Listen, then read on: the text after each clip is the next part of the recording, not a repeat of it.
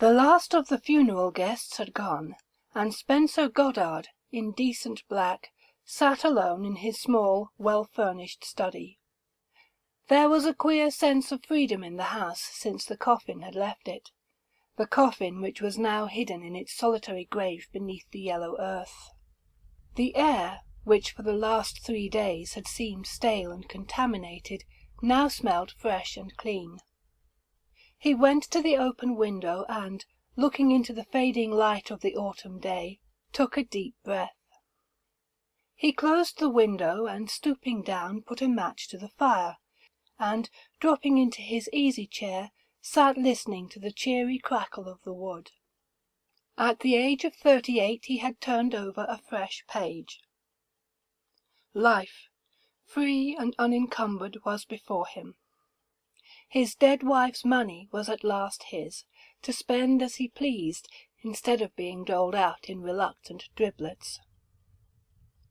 He turned at a step at the door, and his face assumed the appearance of gravity and sadness it had worn for the last 4 days.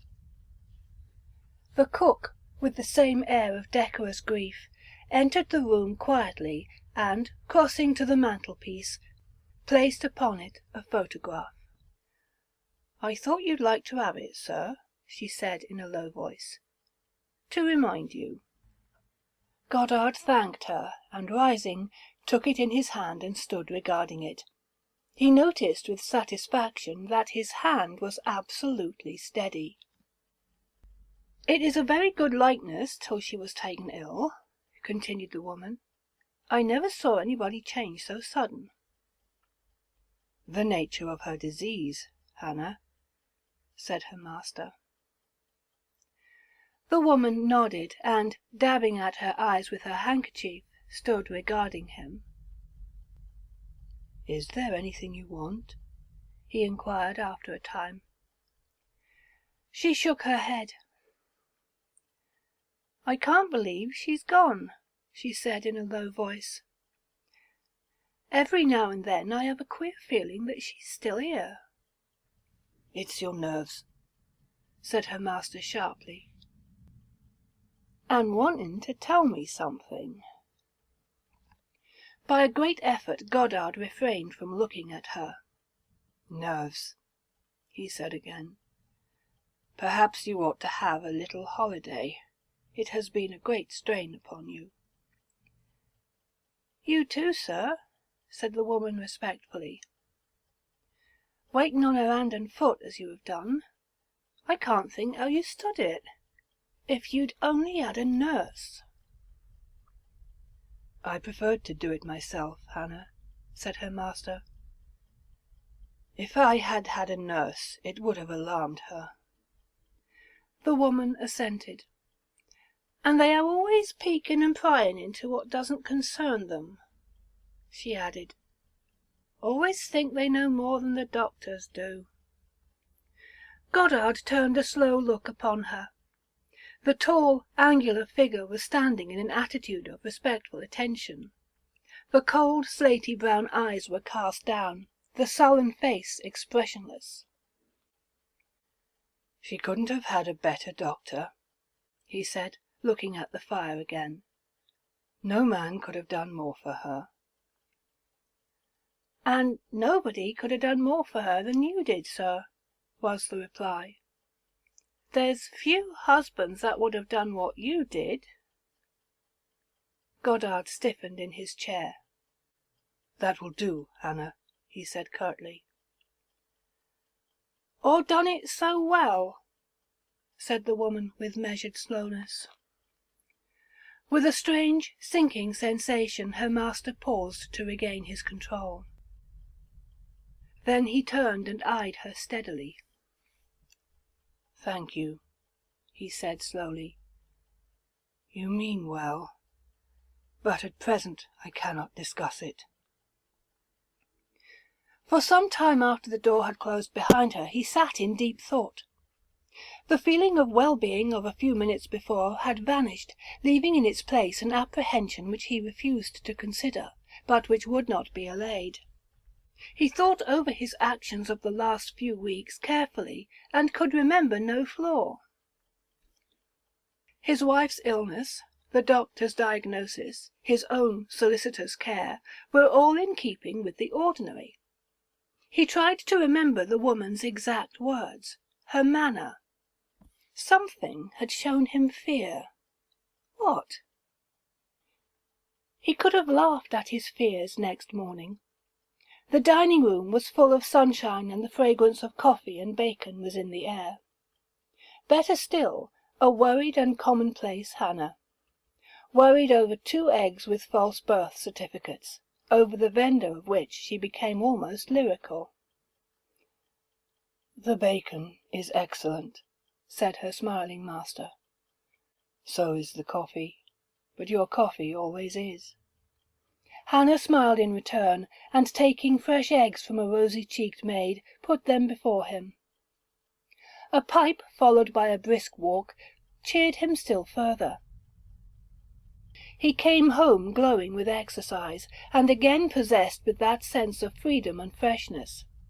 He went into the garden, now his own, and planned alterations. After lunch he went over the house. The windows of his wife's bedroom were open and the room neat and airy. His glance wandered from the made-up bed to the brightly polished furniture. Then he went to the dressing-table and opened the drawers, searching each in turn. With the exception of a few odds and ends, they were empty. He went out onto the landing and called for Hannah. "Do you know whether your mistress locked up any of her things?" he inquired. "What things?" said the woman. "Well, her jewellery mostly." "Oh!" Hannah smiled. "She gave it all to me," she said quietly. Goddard checked an exclamation. His heart was beating nervously, but he spoke sternly. "When?" "Just before she died. Of gastroenteritis," said the woman. There was a long silence. He turned and with great care mechanically closed the drawers of the dressing-table. The tilted glass showed him the pallor of his face, and he spoke without turning round. "That is all right, then," he said huskily. "I only wanted to know what had become of it. I thought, perhaps, Milly—" Hannah shook her head. "Milly's all right," she said with a strange smile. "She's as honest as we are. Is there anything more you want, sir?" She closed the door behind her with the quietness of the well-trained servant. Goddard, steadying himself with his hand on the rail of the bed, stood looking into the future. The days passed monotonously, as they pass with a man in prison. Gone was the sense of freedom and the idea of a wider life. Instead of a cell, a house with 10 rooms, but Hannah, the jailer, guarding each one. Respectful and attentive, the model servant, he saw in every word a threat against his liberty, his life. In the sullen face and cold eyes he saw her knowledge of power. In her solicitude for his comfort and approval, a sardonic jest. It was the master playing at being the servant. The years of unwilling servitude were over, but she felt her way carefully with an infinite zest in the game. Warped and bitter with a cleverness which had never before had scope, she had entered into her kingdom.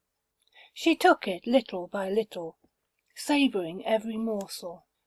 "I hope I've done right, sir," she said one morning. "I've given Milly notice." Goddard looked up from his paper. "Isn't she satisfactory?" he inquired. "Not to my thinking, sir," said the woman. "And she says she is coming to see you about it. I told her that would be no good." "I had better see her and hear what she has to say," said her master. "Of course, if you wish to," said Hannah. "Only, after giving her notice, if she doesn't go, I shall. I should be sorry to go. I've been very comfortable here, but it's either her or me." "I should be sorry to lose you," said Goddard in a hopeless voice. "Thank you, sir," said Hannah. "I'm sure I've tried to do my best. I've been with you some time now, and I know all your little ways. I expect I understand you better than anybody else would. I do all I can to make you comfortable." "Very well, I leave it to you," said Goddard in a voice which strove to be brisk and commanding. "You have my permission to dismiss her." "There's another thing I wanted to see you about," said Hannah. "My wages. I was going to ask for a rise, seeing that I'm really housekeeper here now." "Certainly," said her master, considering. "That only seems fair. Let me see, what are you getting?" 36. Goddard reflected for a moment, and then turned with a benevolent smile. "Very well," he said cordially. "I'll make it 42. That's 10 shillings a month more." "I was thinking of 100, said Hannah dryly. The significance of the demand appalled him. "Rather a big jump," he said at last. "I really don't know that I—" "It doesn't matter," said Hannah. "I thought I was worth it, to you, that's all. You know best. Some people might think I was worth 200. That's a bigger jump, but after all, a big jump is better than—" She broke off and tittered. Goddard eyed her. "Than a big drop," she concluded. Her master's face set. The lips almost disappeared, and something came into the pale eyes that was revolting. Still eyeing her, he rose and approached her. She stood her ground and met him eye to eye. "You are jocular," he said at last. "Short life and a merry one," said the woman.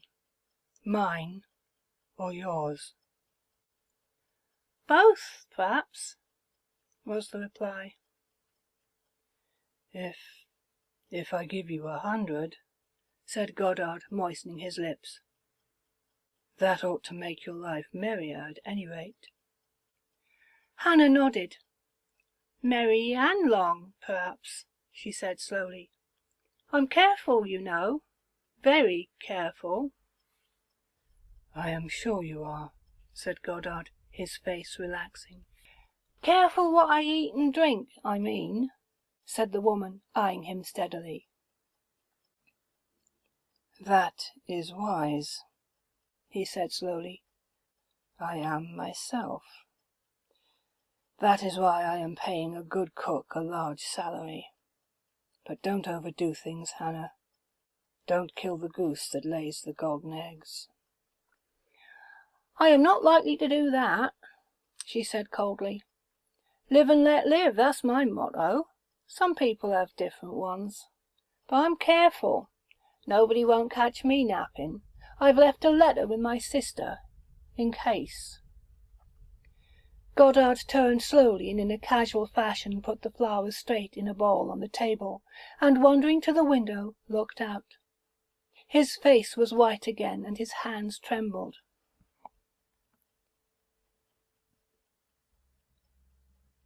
"To be opened after my death," continued Hannah.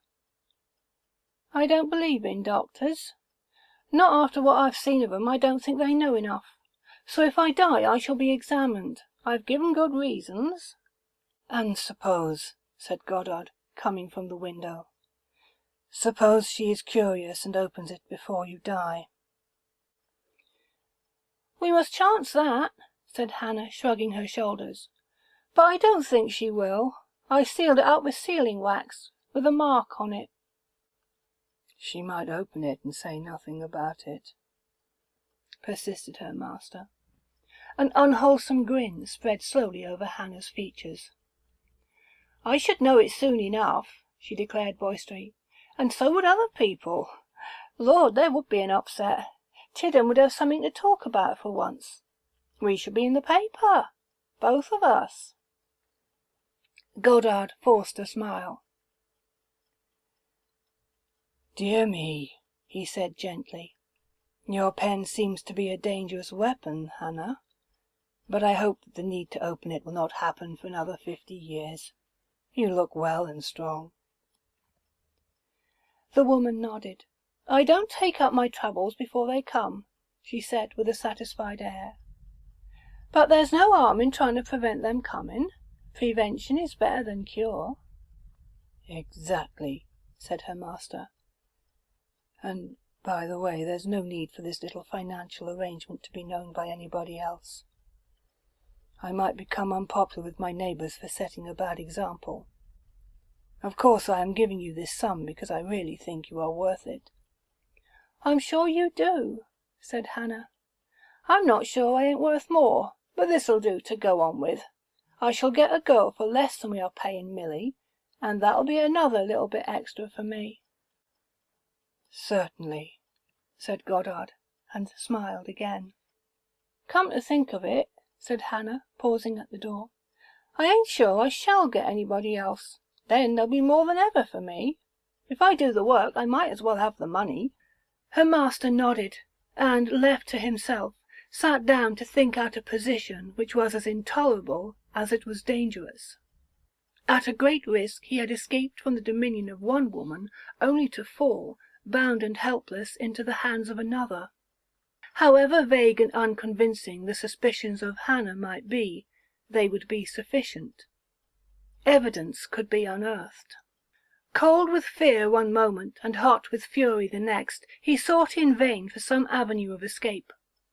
It was his brain against that of a cunning, illiterate fool, a fool whose malicious stupidity only added to his danger. And she drank. With largely increased wages she would drink more, and his very life might depend upon a hiccuped boast. It was clear that she was enjoying her supremacy. Later on her vanity would urge her to display it before others. He might have to obey the crack of her whip before witnesses, and that would cut off all possibility of escape. He sat with his head in his hands. There must be a way out, and he must find it, soon. He must find it before gossip began, before the changed position of master and servant lent colour to her story when that story became known. Shaking with fury, he thought of her lean, ugly throat, and the joy of choking her life out with his fingers. He started suddenly, and took a quick breath.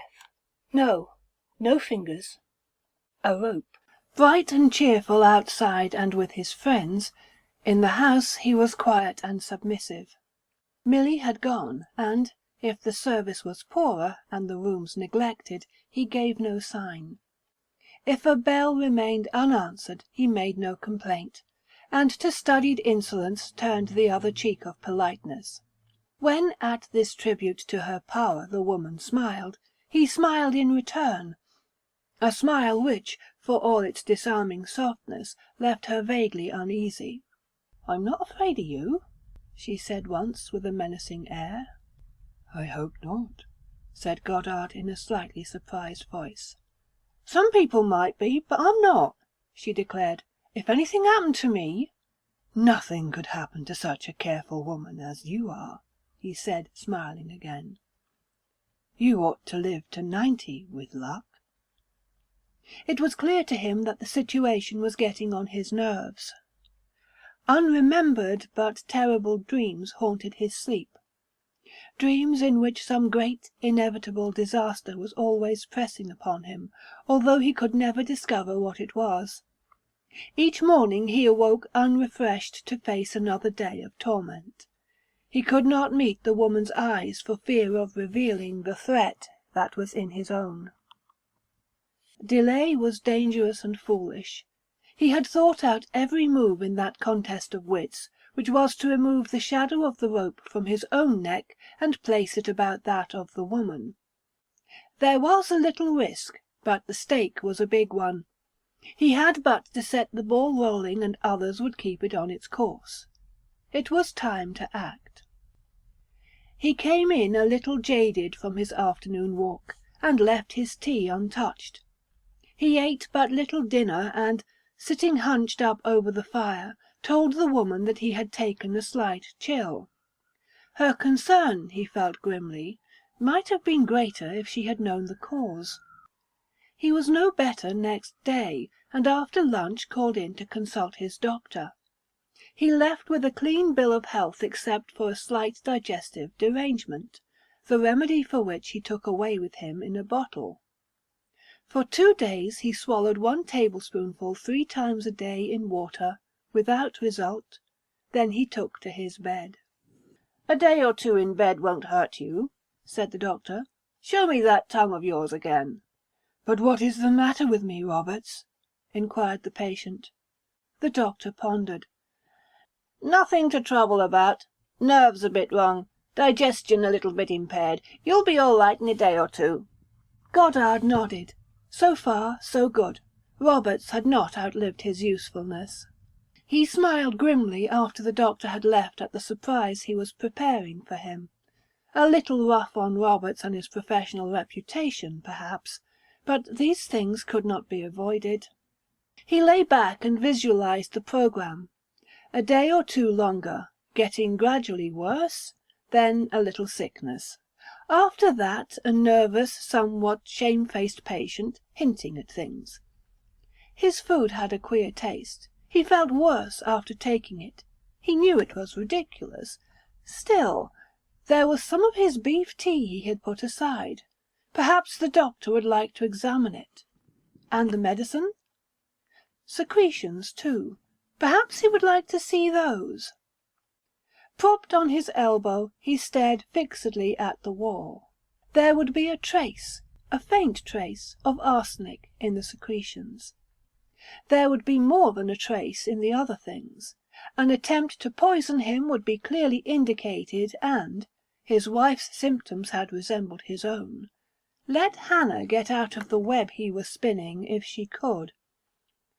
As for the letter she had threatened him with, let her produce it. It could only recoil upon herself. 50 letters could not save her from the doom he was preparing for her. It was her life or his, and he would show no mercy. For 3 days he doctored himself with sedulous care, watching himself anxiously the while. His nerve was going, and he knew it.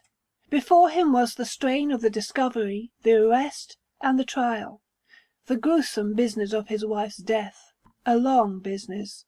He would wait no longer, and he would open the proceedings with dramatic suddenness. It was between 9 and 10 o'clock at night when he rang his bell, and it was not until he had rung 4 times that he heard the heavy steps of Hannah mounting the stairs. "What do you want?" she demanded, standing in the doorway. "I'm very ill," he said, gasping. "Run for the doctor. Quick." The woman stared at him in genuine amazement. "What, at this time of night?" she exclaimed. "Not likely." "I'm dying," said Goddard in a broken voice. "Not you," she said roughly. "You'll be better in the morning." "I'm dying," he repeated. "Go for the doctor." The woman hesitated. The rain beat in heavy squalls against the window, and the doctor's house was a mile distant on the lonely road. She glanced at the figure on the bed. "I should catch my death of cold," she grumbled. She stood sullenly regarding him. He certainly looked very ill, and his death would by no means benefit her. She listened, scowling, to the wind and the rain.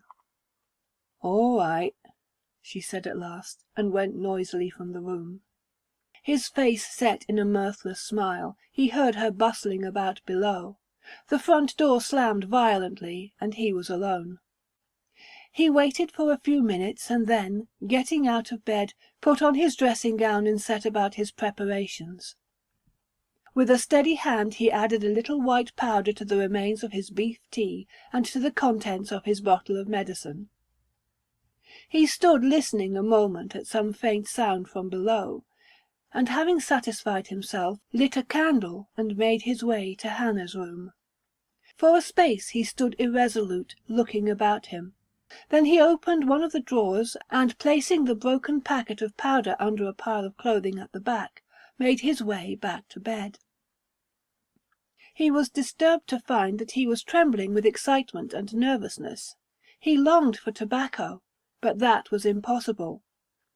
To reassure himself he began to rehearse his conversation with the doctor, and again he thought over every possible complication. The scene with the woman would be terrible. He would have to be too ill to take any part in it. The less he said, the better. Others would do all that was necessary. He lay for a long time listening to the sound of the wind and the rain. Inside, the house seemed unusually quiet, and with an odd sensation he suddenly realized that it was the first time he had been alone in it since his wife's death. He remembered that she would have to be disturbed. The thought was unwelcome. He did not want her to be disturbed. Let the dead sleep. He sat up in bed and drew his watch from beneath the pillow. Hannah ought to have been back before. In any case, she could not be long now. At any moment he might hear her key in the lock. He lay down again and reminded himself that things were shaping well. He had shaped them, and some of the satisfaction of the artist was his.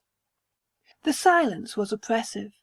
The house seemed to be listening, waiting.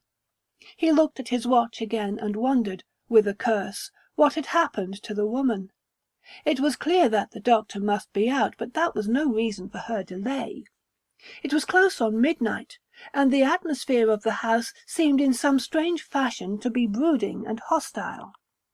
In a lull in the wind he thought he heard footsteps outside, and his face cleared as he sat up listening for the sound of the key in the door below. In another moment the woman would be in the house, and the fears engendered by a disordered fancy would have flown. The sound of the steps had ceased, but he could hear no sound of entrance. Until all hope had gone, he sat listening. He was certain he had heard footsteps. Whose? Trembling and haggard he sat waiting, assailed by a crowd of murmuring fears. One whispered that he had failed, and would have to pay the penalty of failing, that he had gambled with death, and lost. By a strong effort he fought down these fancies and, closing his eyes, tried to compose himself to rest. It was evident now that the doctor was out and that Hannah was waiting to return with him in his car. He was frightening himself for nothing. At any moment he might hear the sound of their arrival. He heard something else, and, sitting up suddenly, tried to think what it was and what had caused it. It was a very faint sound, stealthy. Holding his breath, he waited for it to be repeated.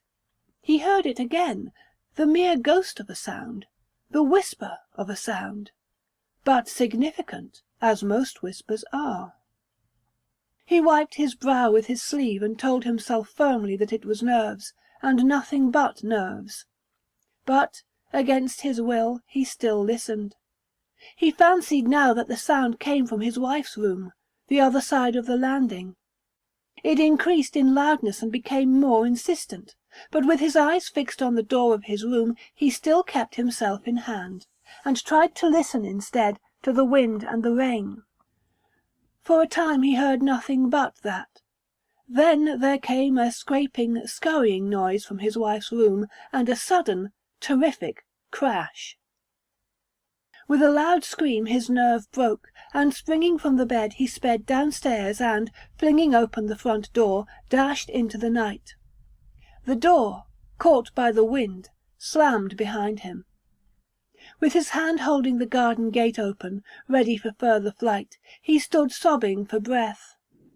His bare feet were bruised and the rain was very cold, but he took no heed. Then he ran a little way along the road and stood for some time, hoping and listening. He came back slowly. The wind was bitter and he was soaked to the skin. The garden was black and forbidding, and unspeakable horror might be lurking in the bushes. He went up the road again, trembling with cold. Then in desperation he passed through the terrors of the garden to the house, only to find the door closed. The porch gave a little protection from the icy rain, but none from the wind, and, shaking in every limb, he leaned in abject misery against the door. He pulled himself together after a time, and stumbled round to the back door. Locked! And all the lower windows were shuttered. He made his way back to the porch, and, crouching there in hopeless misery, waited for the woman to return. He had a dim memory, when he awoke, of somebody questioning him, and then of being half pushed, half carried upstairs to bed. There was something wrong with his head and his chest, and he was trembling violently, and very cold. Somebody was speaking. "You must have taken leave of your senses," said the voice of Hannah. "I thought you were dead." He forced his eyes to open. "Doctor," he muttered. "Doctor." "Out on a bad case," said Hannah. "I waited till I was tired of waiting and then came along. Good thing for you I did. He'll be around first thing this morning. He ought to be here now." She bustled about, tidying up the room, his leaden eyes following her as she collected the beef tea and other things on a tray, and carried them out. "Nice thing I did yesterday," she remarked as she came back. "Left the missus's bedroom window open. When I opened the door this morning I found that beautiful Chippendale glass of hers had blown off the table and smashed to pieces. Did you hear it?" Goddard made no reply. In a confused fashion he was trying to think. Accident or not, the fall of the glass had served its purpose. Were there such things as accidents? Or was life a puzzle into which every piece was made to fit? Fear and the wind, no, conscience and the wind, had saved the woman. He must get the powder back from her drawer, before she discovered it and denounced him. The medicine. He must remember not to take it. He was very ill, seriously ill. He must have taken a chill owing to that panic flight into the garden. Why didn't the doctor come? He had come. At last. He was doing something to his chest. It was cold. Again, the doctor. There was something he wanted to tell him. Hannah and a powder. What was it? Later on he remembered, together with other things that he had hoped to forget. He lay watching an endless procession of memories, broken at times by a glance at the doctor, the nurse, and Hannah, who were all standing near the bed regarding him. They had been there a long time, and they were all very quiet. The last time he looked at Hannah was the first time for months that he had looked at her without loathing and hatred. Then he knew that he was dying.